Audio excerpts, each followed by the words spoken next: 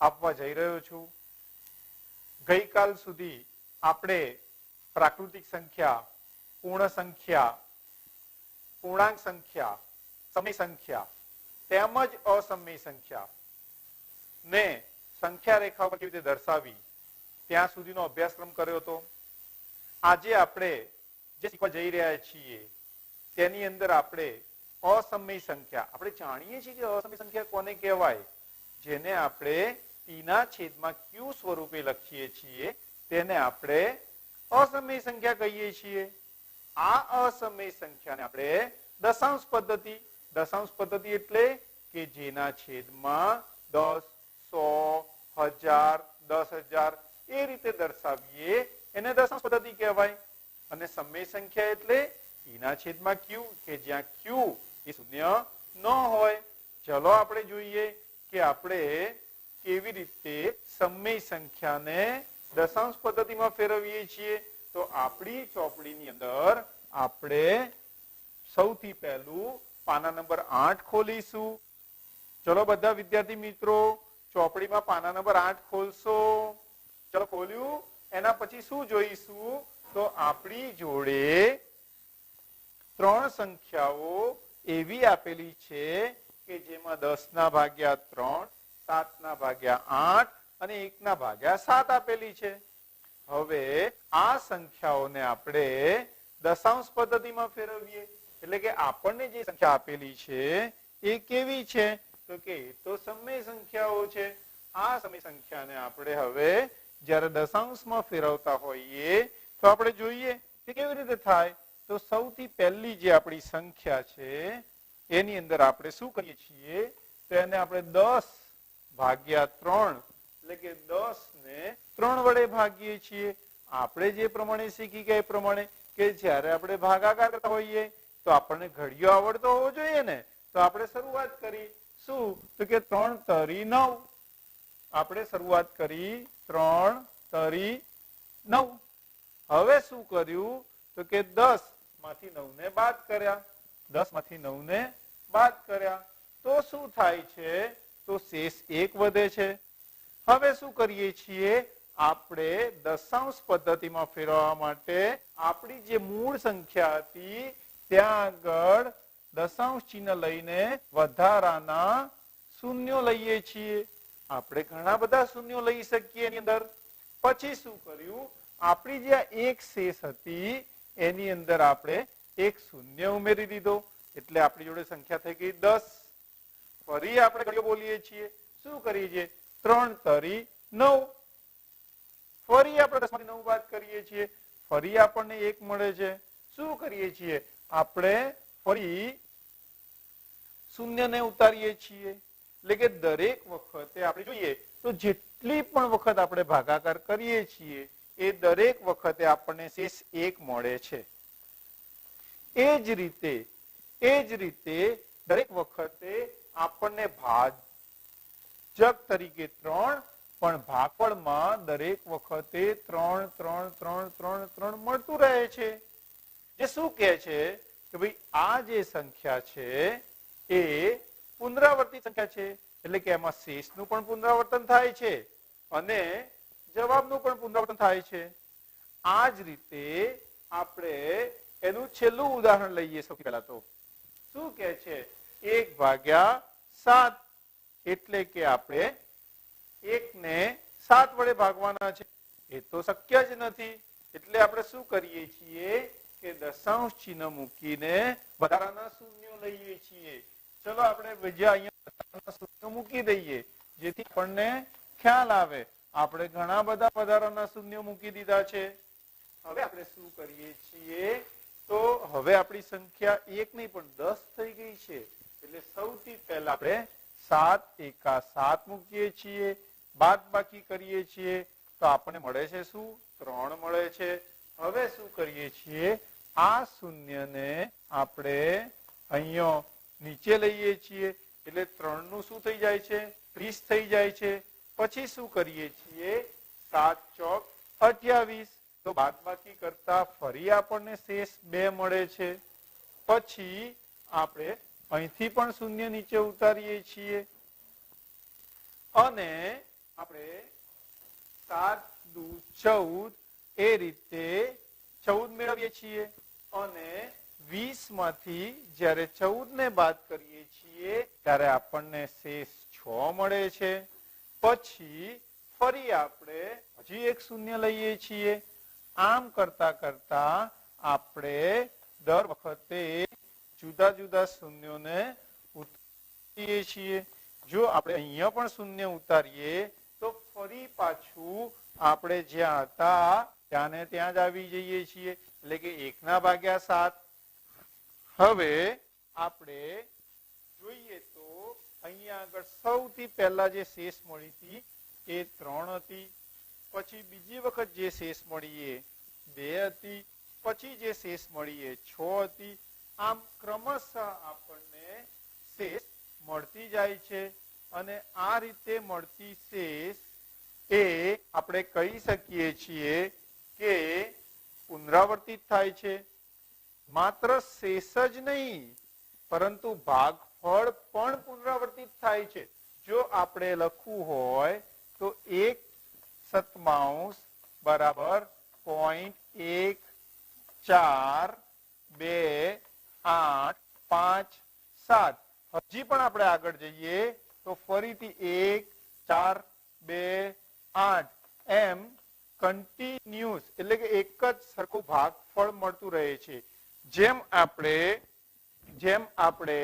અહીંયા આગળ કન્ટિન્યુઅસ એક જ સરખું 3 3 3 ભાગફળ મળતું હતું એ જ પ્રમાણે અહીંયા આગળ 1/7 1 4 2 8 5 7 ફરીથી 1 4 2 8 5 7 આ રીતે આપણને સતત એકની એક જ સંખ્યાઓ ભાગફળમાં પુનરાવર્તિત સ્વરૂપે મળે છે. તો આવી સંખ્યાઓને આપણે કેવી રીતે દર્શાવીશું તે જોઈએ તે પહેલા વચ્ચેનું એક ઉદાહરણ પણ જોઈ લઈએ. શું કીધું છે એમાં? 7/8. ચલો આપણે 7 ને 8 વડે ભાગીએ છીએ તો પહેલા તો ભાગી ના શકાય, એટલે શું કરવું પડે? આપણે વધારાનો એક શૂન્ય લેવો પડે. શૂન્ય લીધો, આપણે એવા ઘણા બધા શૂન્ય લઈ શકીએ છીએ. ચલો આપણે અહીંયા આગળ શૂન્ય મૂકી દીધા. પછી 8 8 64 એટલે કે 64 આપણે જે ઘડિયા કહીએ છીએ એ પ્રમાણે તો 70 માંથી જ્યારે 64 બાદ કરીએ છીએ તો આપણને 6 મળે છે. પછી શું કરીએ છીએ? આપણે અહીંથી શૂન્યને નીચે ઉતારી દઈએ છીએ એટલે શું થઈ જાય છે? 60 થઈ જાય છે. ફરી આપણે ભાગ કરીએ તો 8 સિક્કા ને 56 થાય છે. 56 પછી ફરી આપણે શૂન્યને નીચે ઉતારીએ છીએ અને 8 પંચા 40 કરીએ છીએ. જુઓ શું થઈ ગયું? શેષ શૂન્ય થઈ ગઈ. આપણી જોડે બે જુદા જુદા પ્રકારના સમય સંખ્યાઓ હતી. એક એવી સમય સંખ્યા હતી કે જેમાં શેષ શૂન્ય થતી જ નહોતી. શેષ શૂન્ય થતી નહોતી એટલું નહીં, પરંતુ એનો જે જવાબ હતો એ પણ પુનરાવર્તિત હતો, એટલે કે એકનો એક જવાબ વારે ઘડીએ આવતો હતો. બીજો જે દાખલો હતો ઉદાહરણ એની અંદર હતું પણ એમાં થોડાક વધુ અંકો પછી સંખ્યા પુનરાવર્તિત થતી હતી. જેમ કે અહીંયા આગળ માત્ર એક જ અંક પુનરાવર્તિત થાય છે, જ્યારે અહીંયા આગળ 6 અંક પછી ફરી પાછું પુનરાવર્તન, 6 અંક પછી ફરી પાછું પુનરાવર્તન, એટલે અહીંયા પણ આપણને પુનરાવર્તિત સંખ્યા મળતી હતી. પરંતુ વચ્ચેના દાખલામાં તો શું થતું હતું? પુનરાવર્તનની જરૂર જ નથી, શેષ શૂન્ય થઈ જાય છે. ચલો જોઈએ આપણે આવી સંખ્યાઓને કેવી સંખ્યા તરીકે ઓળખીએ છીએ. તો આપણે એને જોઈએ કે સંખ્યાઓ કેવી છે. તો આપણી ચોપડીમાં એના માટે આપેલું જ છે. ચલો ચોપડીમાં આપણે આગળ જઈએ તો સરસ મજાનું એક વિધાન આપેલું છે. અહીંયા આગળ શું કીધું છે? વિકલ્પ 1 શેષ શૂન્ય થાય. આપણે જે 3 ઉદાહરણ જોયા એમાં જે વચ્ચેનું ઉદાહરણ હતું કે જેની અંદર આપણે 7/8 જોયા, તો 7/8 નું મૂલ્ય એ આપણને આ રીતે 0.875 મળ્યું હતું. ચલો એના પછી શું હતું? તો કે 1/2 હતું. તો એની અંદર પણ શું થતું હતું? હવે એમાં પણ આપણને જરૂરી 0.5 મળી જતા હતા.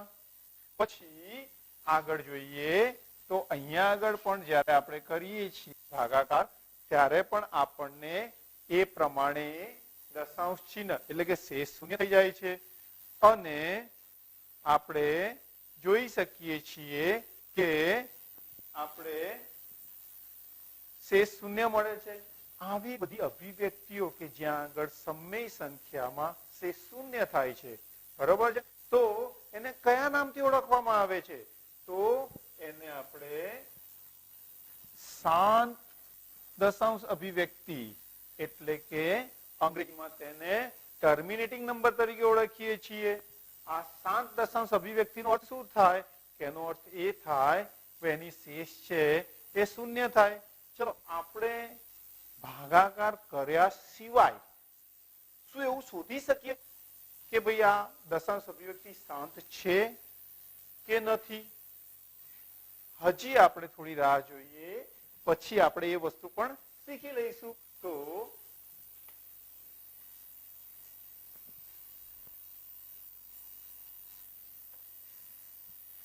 વિકલ્પ 2 આપણી ચોપડીમાં આપેલો છે એ પ્રમાણે શું છે કે ભાઈ શેષ શૂન્ય થતી નથી. આપણે જોયું એ પ્રમાણે જયારે 1/3 કર્યા તો શું થયું હતું? દરેક વખતે 0.33333 એ પુનરાવર્તિત થતું હતું. 1/7 કરીએ છીએ તો જુઓ અહીંયા આગળ મસ્ત દેખાય છે 1 4 2 8 5 7. એના પછી ફરીથી 1 4 2 8 5 7, ફરીથી 1 4 2 8 5 7. ટૂંકમાં આ રીતે આ સંખ્યાઓ પુનરાવર્તિત થાય છે. હવે દર વખતે તો આપણે એવી પુનરાવર્તિત સંખ્યા લખી ના શકીએ ને, એટલે ગણિતમાં આપણે શું કરીએ છીએ તો કે આપણી જે પુનરાવર્તિત સંખ્યા છે એની ઉપર એક સિમ્બોલ લગાવીએ છીએ આ રીતે. એટલે કે 1/3 એટલે 0.3 અને ઉપર લીટી દોરી એને 12 કહેવામાં આવે. એટલે કે 0.312 એટલે 3 ઉપર જ લીટી છે માટે કેટલી સંખ્યા પુનરાવર્તિત થઈ? એક જ અંક પુનરાવર્તિત થયો જેને શું કહેવાય? આપણે 3 કહીએ છીએ. એના પછી જે એક સત્માંશ જોયું હતું એની અંદર મેં તમને પહેલા જ વાત કરી, પહેલા 6, ફરીથી 6, ફરીથી 6. તો એક સત્માંશને જો આપણે પુનરાવર્તિત સંખ્યા તરીકે દર્શાવી હોય તો 0.1428557 ની ઉપર જયારે આવી રીતે આપણે આખો બાર દોરીએ એનો અર્થ એ થાય કે એક સત્માંશમાં 1 4 2 8 5 7 એમ સતત પુનરાવર્તિત થતી રહે છે. તો આ સંખ્યાઓને પણ આપણે કોઈક નામથી ઓળખવી પડે. ચલો તો આ સંખ્યાઓને આપણે ગણિતની અંદર અંગ્રેજીમાં નોન ટર્મિનેટિંગ રિકરિંગ નંબર તરીકે ઓળખીએ છીએ અને એને ગુજરાતીમાં આપણે અનંત આવૃત તરીકે ઓળખીએ છીએ. એટલે કે એમાં શેષ પણ શૂન્ય થતી નથી અને જવાબ પુનરાવર્તિત થાય છે. તો આવી સંખ્યાઓને આપણે અનંત આવૃત તરીકે ઓળખીએ છીએ. ચલો મિત્રો, અહીં સુધી સમજણ પડી ગઈ. તો આ જે વસ્તુ આપણે શીખ્યા એની અંદર શું હતું કે આપેલી જે સંખ્યાઓ હતી તે સંખ્યાઓને આપણે દશાંશ પદ્ધતિમાં ફેરવતા હતા. મેં તમને પહેલો જ એક પ્રશ્ન પૂછ્યો, શું કે શું આપણે કોઈ પણ સંખ્યાને સાચો ભાગાકાર કર્યા સિવાય તે પુનરાવર્તિત છે કે નહીં, એટલે કે દશાંશ અભિવ્યક્તિ શાંત છે કે અનંત આવૃત છે, એવું શોધવું હોય તો કેવી રીતે શોધી શકીએ? ચલો આપણે એને પણ જોઈએ. તો જ્યારે કોઈ પણ સંખ્યાના છેદમાં 2 અથવા તો 5 નો ગુણક હોય, ધારો કે આપણે જે પહેલી સંખ્યા લીધી હતી એની હતું 7/8. તો જો આપણે એના અવયવ પાડીએ એટલે કે જો યાદ હોય તો 8, પછી શું કરતા હતા આપણે? એને 2 વડે ભાગતા હતા એટલે કે 2, તો 4 અહીંયા આવે. પછી શું કરતા હતા? ફરી 2 વડે ભાગતા હતા એટલે 2 આવે અને 2 વડે ભાગીએ એટલે 1 આવે. ટૂંકમાં 7/2 ની 1, 2 અને 3 એટલે કે 3 ઘાત વડે દર્શાવતા હતા. એ જ વસ્તુ જો આપણે 1/3 અથવા તો 1/7 લઈએ તો 3 આપણે જાણીએ છીએ કેવી સંખ્યા છે? કેવી સંખ્યા છે? અવિભાજ્ય સંખ્યા છે. 7 પણ અવિભાજ્ય સંખ્યા છે, એટલે આપણે એના અવયવ પાડી જ ના શકીએ. ચલો, એટલે શું થયું? એનો મતલબ કે જો છેદમાં 2 હોય તો આપણને એની અભિવ્યક્તિ શાંત મળે છે. ચલો, એ સિવાય બીજી કોઈ સંખ્યા હોઈ શકે? ધારો કે આપણે એવું વિચારીએ કે આપણી જોડે જે સંખ્યા છે એ કંઈક એવી છે કે 125 છેદમાં 350. આપણે અંશની વાત નથી કરતા અત્યારે, હાલ માત્ર છેદની વાત કરીએ તો આપણે 350 ના અવયવ પાડી શકીએ છીએ, જે હમણાં આપણે પાડ્યા હતા એ પ્રમાણે કે 350 ને જ્યારે આપણે અવયવ પાડીએ 2 વડે ભાગીએ છીએ તો શું થશે? 175. પછી આપણે તેને 5 વડે ભાગીશું. જ્યારે આપણે તેને 5 વડે ભાગીએ ત્યારે 35. હજી આપણે તેને 5 વડે ભાગીએ તો 7 અને 7 એકા 7. આ રીતે આપણે સાથે સાથે 125 ના પણ હવે પાડી દેવા જોઈએ. તો જ્યારે આપણે 125 ને 5 વડે ભાગીએ એટલે 25, ફરી 5 વડે ભાગીએ એટલે 5 અને હજી 5 વડે ભાગીએ એટલે 1. હવે જ્યારે આપણે આ સંખ્યાને લખીએ છીએ તો 125 માટે આપણે 5 ગુણ્યા 5 ગુણ્યા 5 લખીએ છીએ. જ્યારે છેદમાં 2 ગુણ્યા 5 ગુણ્યા 5 ગુણ્યા 7 આ રીતે લખીએ છીએ. અચ્છા, એમાંથી જે છેદ ઉડતા હોય એને આપણે ઉડાવી દઈએ છીએ તો શું થશે કે આ 5 ગયા અને આ 5 ગયા. તો અંશમાં શું વધે છે? તો અંશમાં વધે છે 5, પણ છેદમાં 2 અને 7. તો જ્યારે કોઈ પણ સમય સંખ્યાના છેદમાં 2 અને 5 સિવાય કોઈ પણ અન્ય અવિભાજ્ય સંખ્યા રહેલી હોય તો તેનું જ્યારે આપણે દશાંશ અભિવ્યક્તિ રજૂ કરતા હોઈએ ત્યારે તે અનંત આવૃત આવે છે. અનંત આવૃત એટલે એની એ જ સંખ્યા, એનો એ જ શેષ ચોક્કસ સમયે પુનરાવર્તિત થતો હોય છે. તો આવી સંખ્યાને આપણે અનંત આવૃત એટલે કે નોન ટર્મિનેટિંગ પણ રિકરિંગ. રિકરિંગ એટલે એકનું એક વારે પુનરાવર્તિત થતું. ચલો, હવે આપણે પાછા પુસ્તક ખોલી દઈએ તો પુસ્તકની અંદર શું આપેલું છે? તો પુસ્તકની અંદર હવે બીજી પદ્ધતિ આપેલી છે. શું કીધું છે બીજી પદ્ધતિમાં? એની અંદર આપણે દશાંશ જે અભિવ્યક્તિ હતી તેને આપણે સમયમાં ફેરવવાના છીએ. એટલે કે દશાંશ પદ્ધતિમાં આપેલી વસ્તુને આપણે સમય સંખ્યામાં ફેરવવાના છીએ. તો આપણે જે આ પહેલું જ સાબિત કરો કે વાળો દાખલો હતો એની અંદર શું કીધું હતું કે ભાઈ પાઈની કિંમત એટલે કે 3.142678 બરોબર છે. આપણે તેને દશાંશ પદ્ધતિમાં આપેલું છે. આ દશાંશ પદ્ધતિમાં આપેલી વસ્તુને આપણે સમય સંખ્યા એટલે કે p ના છેદમાં q સ્વરૂપે દર્શાવવું છે. બહુ સહેલું છે. દશાંશ પહેલા તો આખી સંખ્યા લખી કાઢવાની, એના પછી શું કરવાનું કે દશાંશ પછી કેટલા અંકો આપ્યા છે આપણે ગણીએ તો 1, 2, 3, 4, 5 અને 6 અંકો આપેલા છે. તો શું કર્યું આપણે? બસ પહેલા 1 લખી કાઢ્યો અને પછી એની પાછળ 1, 2, 3, 4, 5, 6 શૂન્યો મૂકી દીધા. એટલે કે આપણને આપેલી જે આ સંખ્યા છે એમાં આપણે એને દશાંશમાંથી સમયમાં ફેરવી કાઢી. આ તો બહુ સહેલું હતું. કેમ? કારણ કે આ તો બધી કેવી સંખ્યાઓ હતી? આવૃત. દશાંશ અભિવ્યક્તિ પણ તો આવૃત હતી. હવે આપણી જોડે એવો પ્રશ્ન છે કે જો અનંત આવૃત હોય તો આપણે એને કેવી રીતે ફેરવીશું? ચલો આપણે એને જોઈએ કે ભાઈ અનંત આવૃત સંખ્યા હોય તો શું આપણે એને પણ આ રીતે દર્શાવી શકીએ? તો એની અંદર સૌથી પહેલો જે એમણે દાખલો લીધો છે એમાં 0.3333 એવું લીધું છે. ચલો આપણે એવો બીજો દાખલો આપણી રીતે પસંદ કરીએ. તો આપણે જ્યારે એને આપણી રીતે એવો બીજો દાખલો પસંદ કરીએ છીએ ત્યારે આપણી જોડે એવી સંખ્યા છે કે 1.777 ક્યાં સુધી કે જ્યાં સુધી આપણે લખી શકતા હોઈએ ત્યાં સુધી.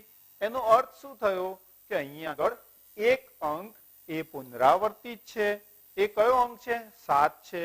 તો જ્યારે આપણે આવી પુનરાવર્તિત સંખ્યાને સમયમાં ફેરવવી હોય તો શું કરીશું?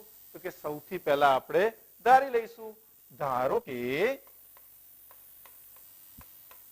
x બરાબર 1.777 ક્યાં સુધી? તો કે અનંત સુધી. અહીંયા એક જ અંક પુનરાવર્તિત થાય છે માટે આપણે શું કરીશું? સમીકરણમાં ડાબી અને જમણી બંને બાજુને 10 વડે ગુણીશું. તો આપણે શું લખીશું કે બંને બાજુ 10 વડે ગુણતા. જ્યારે આપણે બંને બાજુ 10 વડે ગુણીએ છીએ તો શું થશે? અહીંયા આગળ થશે 10x. અહીંયા આગળ શું થશે? 10 ગુણ્યા કૌંસની અંદર આપણે લખીશું 1.777 ક્યાં સુધી? તો કે જ્યાં સુધી આપણે લખી શકીએ ત્યાં સુધી. હવે શું કરીશું? થોડું સાદુરૂપ આપીશું. તો સાદુરૂપ આપણને કઈ રીતે મળશે? આ સંખ્યા થશે 10x. મિત્રો યાદ કરો શું કરતા હતા આપણે પાછળના નાના ધોરણમાં? જ્યારે કોઈ દશાંશ સંખ્યાને 10 વડે ગુણીએ તેનું દશાંશ ચિહ્ન કઈ બાજુ જાય? તેનું દશાંશ ચિહ્ન એ જમણી બાજુ ખસે છે. જો એ રીતે જોઈએ તો આપણે અહીંયા આગળ શું લખી શકીએ? તો કે 10. તો આપણે એને જોઈએ તો આપણે એવું લખી શકીએ કે અહીંયા આગળ 17.777 એમ પુનરાવર્તિત થાય છે. હવે આ સંખ્યામાંથી જે આપણો x હતો એને બાદ કરી દઈએ છીએ તો શું થાય? તો કે અહીંયા x બરાબર 1.777. એ રીતે આપણે શું કરીશું? બાદબાકી કરીશું. જો આપણે રીતે બાદબાકી કરીએ તો સૌથી પહેલા 7 માંથી 7 જતા રહે, આ પણ જતા રહે, આ પણ જતા રહે. જો આવી રીતે જાય તો આપણને શું મળે? તો દશાંશ ચિહ્નની આ બાજુ તો શૂન્ય મળી જાય. 7 માંથી 1 જાય તો 6. 1 બરાબર. હવે યાદ કરો 10x માંથી 1x જતો રહે છે. આપણી જોડે 10 હતા માંથી 1 જતો રહ્યો તો કેટલા રહે? 9 રહે. તો આપણે શું લખીશું? 9x લખીશું. હવે આપણે એને જોઈએ તો શું કરીશું?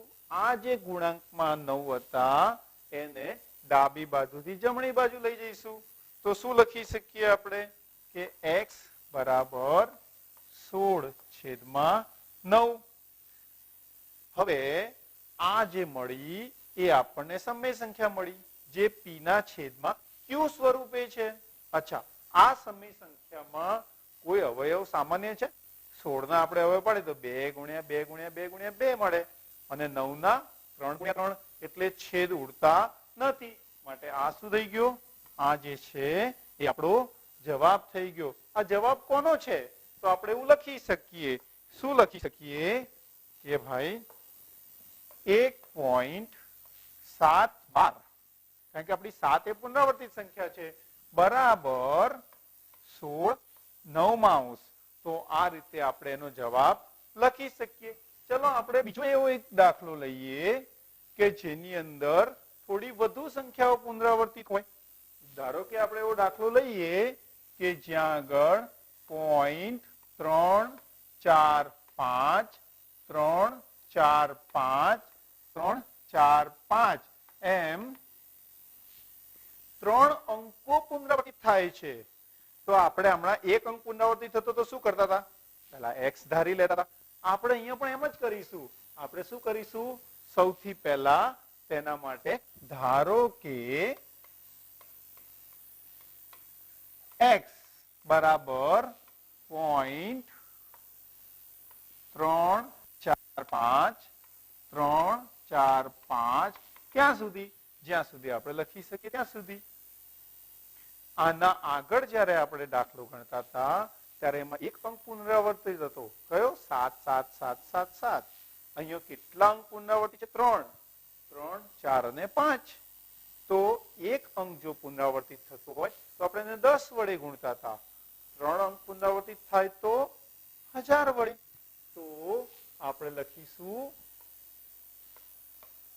બંને બાજુ 1000 વડે ગુણતા. જો આપણે બંને બાજુ 1000 વડે ગુણીએ તો અહીંયા આપણને 1000x બરાબર 1000 કૌંસમાં 345 345 એમ મળે છે. હવે શું કરીશું? તો આપણે એને જો આગળ લઈ જઈએ તો અહીંયા આપણને 1000x બરાબર પેલામાં શું હતું? એક દશાંશ ચિહ્ન કહેવાતું હતું. અહીંયા આપણે શું કરીશું? 3 દશાંશ ચિહ્ન આગળ જઈશું એટલે કે આ દશાંશ ચિહ્ન અહીંયા જશે. તો આપણને કઈ સંખ્યા મળશે? 345.345 345 અનંત સુધી. હવે એમાંથી આપણે x ને બાદ કરી દઈશું. તો આપણે એને x ને બાદ કરીએ અહીંયા આગળ તો -x બરાબર, તો યાદ રાખો વિદ્યાર્થી મિત્રો, દશાંશ ચિહ્નની નીચે જ દશાંશ ચિહ્ન આવવું જોઈએ. એટલે કે અહીંયા આગળ આપણે દશાંશ ચિહ્ન અહીંયા આગળ છે અને પછી 345 345 એ રીતે આપણે આગળ જઈશું. હવે શું કરીશું? તો કે બાદબાકી કરી દઈશું. બાદબાકીની અંદર 5 માંથી 5 ગયા 0, 4 માં 4 ગયા 0. ટૂંકમાં આ બધી જ સંખ્યાઓ છે એ કપાઈ જશે. પછી આપણે જે જવાબ જોઈએ છે એના વિશે વિચારીએ તો અહીંયા આગળ આપણને મળશે 345 બરાબર અહીંયા આગળ શું થશે? 1000 માંથી x ગયા માટે 900 મળશે. હવે હજી આપણે આગળ જઈએ તો શું કરી શકીએ? તો આપણે એમ કરી શકીએ કે x બરાબર 345 છેદમાં 999. ચલો આ કર્યું. ચલો યાદ કરો બાળકો, 9 ની અથવા તો 3 ની ચાવી યાદ કરો.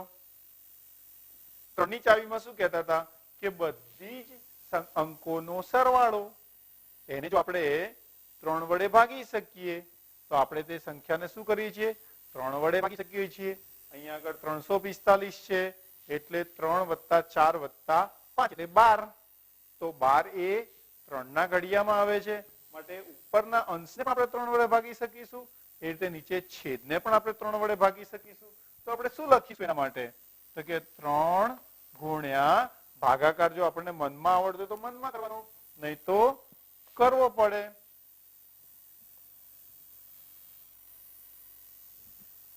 $115 અને અહીંયા આગળ 3 ગુણ્યા 3 3 અને 3. તો આમાં જે સામાન્ય અવયવ છે 3 એને આપણે રદ કરી નાખીએ છીએ. તો આપણને જવાબ મળશે x બરાબર 115 છેદમાં 333. એટલે જ્યાં સુધી આપણે સંક્ષિપ્ત સ્વરૂપમાં લઈ જઈએ ત્યાં સુધી આપણે એને લઈ જવું પડે. તો આ રીતે આપણે દશાંશ પદ્ધતિમાં આપેલી સંખ્યાને સમય સંખ્યામાં ફેરવી શકીએ. એનાથી પણ વધારે કેવી દશાંશ સંખ્યાઓ આપણી જોડે છે કે જે પુનરાવર્તિત છે, કે જેનો ભાગફળ પુનરાવર્તિત છે, આવી સંખ્યાને પણ આપણે આ રીતે ફેરવી શકીએ છીએ. ટૂંકમાં ગણિતની અંદર આપણે જો મહેનત કરીએ તો આવું બધું ઘણું બધું કરી શકીએ છીએ. જુઓ આપણી ચોપડીમાં એક ઉદાહરણ 7 આપેલું છે, એ પ્રમાણે જ આપેલું છે. એના પછી જે બીજું ઉદાહરણ આપેલું છે 1.2712, એ પણ કંઈક એ રીતે આપેલું છે. અને સતત આપણે આગળ જતા જઈએ તો હું એવું માનું છું કે આજે આપણે જે શીખ્યા છીએ એનો જો સારી રીતે ઉપયોગ કરીએ તો ઘણી બધી સંખ્યાઓને આપણે શોધી શકીએ છીએ આ રીતે. ચલો, આ તો આપણે જોયું, બરોબર છે. પણ હવે જે જોવા જેવું છે એ જોરદાર વસ્તુ છે કે એવી કેવી સંખ્યાઓ છે કે જેની અંદર આપણે જે પ્રમાણે કીધું પ્રમાણે શું કે એ સંખ્યામાં શેષ પણ શૂન્ય નથી થતો અને જવાબ એટલે કે ભાગફળ પણ પુનરાવર્તિત નથી થતું. એવું બની શકે ખરું? હા, કેમ નહીં? તો એવી જે સંખ્યાઓ છે એ આપણી જોડે છે. એક આ છે અને બીજી આ છે. આપણે ગણિતમાં મોટા ભાગે નાના ધોરણમાં પાઈ બરાબર 22/7 લઈ લઈએ છીએ. હા, લેવાય, ગણતરી કરવા માટે 22/7 લેવાય, પણ એનું ચોક્કસ મૂલ્ય નથી.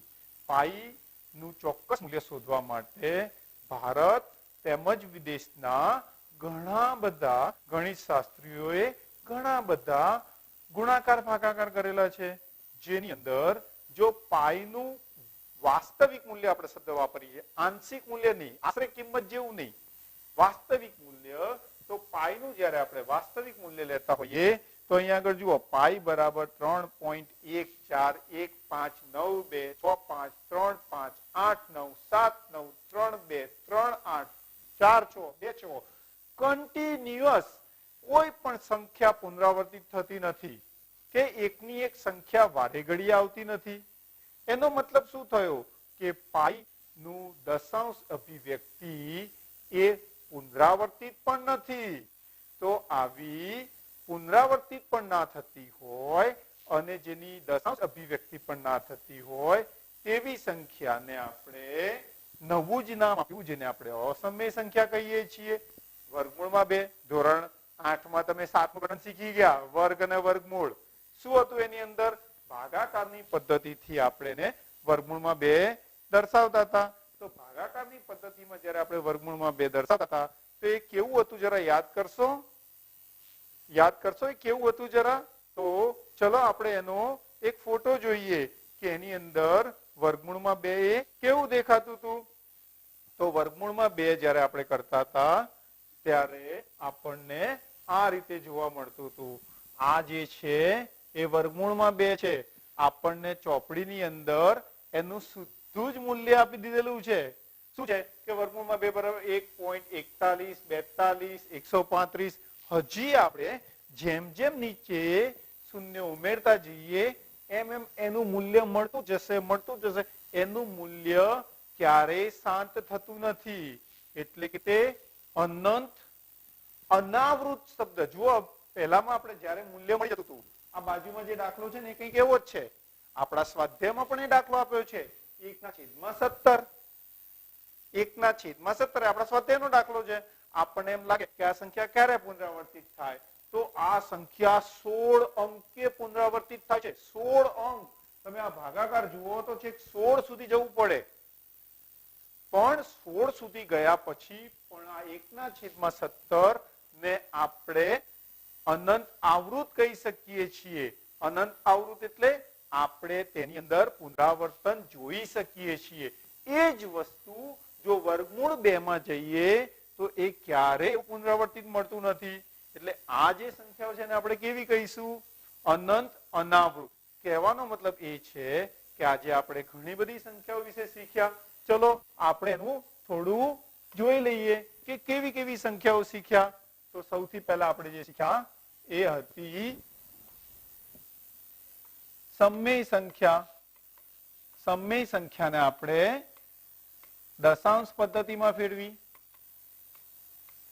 એ જ્યારે આપણે દશાંશ પદ્ધતિમાં ફેરવી ત્યારે પણ આપણને એની અંદર 2 પ્રકારની સંખ્યા મળી. કેવી હતી? તો પહેલી હતી એ શાંત હતી. જ્યારે બીજી હતી એ અનંત આવૃત હતી. આપણે શબ્દો પછી સમજી ગયા. હવે અનંત આવૃત એટલે કેવી?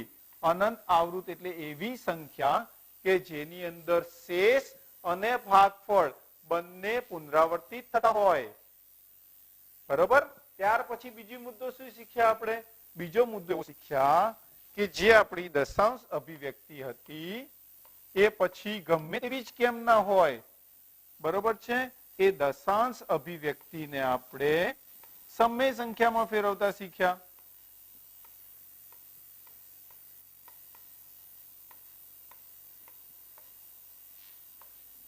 ત્યાર પછી આપણે શું શીખ્યા? એવી સંખ્યા કે જે શાંત પણ નથી અને અનંત આવૃત પણ નથી. એટલે કે વર્ગમૂળમાં 2, વર્ગમૂળમાં 3, વર્ગમૂળમાં 5. તો એ બધી સંખ્યાઓને આપણે શું નામ આપીએ છીએ? તો એને આપણે આપીએ છીએ અનંત અનાવૃત. એટલે કે આ જે સંખ્યા છે અનંત અનાવૃત, આ સંખ્યાને આપણે ગણિતની ભાષામાં અસમય સંખ્યા તરીકે સ્વીકારી છે.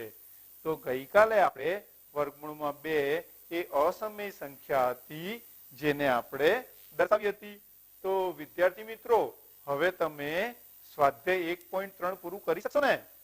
હા. તો ગઈકાલે આપણે શું આપ્યું હતું? સ્વાધ્યાય 1.1 અને સ્વાધ્યાય 1.2. આજે આપણે હોમવર્કમાં શું આપીએ છીએ? સ્વાધ્યાય 1.3. તો આ રીતે આપણે સ્વાધ્યાય ગણતા રહીશું.